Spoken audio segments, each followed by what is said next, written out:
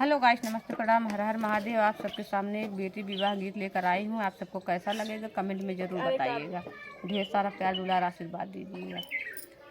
बाबा के बगिया में बोलले कोयलिया, अरे सुगना बोलला भीनु सार रे लाला नामा, अरे सुगना बोलला भीनु सार रे लाला नामा। बाबा के बगिया में उतर कामन राम, पूछन बात भेद लाई रे लाला नामा, अरे पूछन बात भेद लाई रे लाला नामा। राम रसोइया से निकर कामन देर दौड़ल बगिया में जानी रे लाला नामा, अरे दवरल बगिया में जानी रे लाला नामा।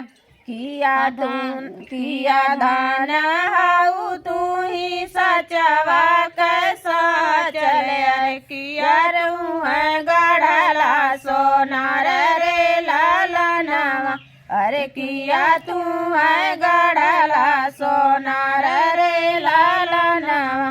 नहीं हम हाई प्रभु सचवा कैसा चले, अरे नहीं हम गढ़ला सोनार रे लाला नामा, अरे नहीं हम गढ़ला सोनार रे लाला नामा। मैया रनिया के कोखिया जनमनी, अरे भैलियाला पशु कुआर रे लाला नामा, अरे भैनियाला पशु कुआर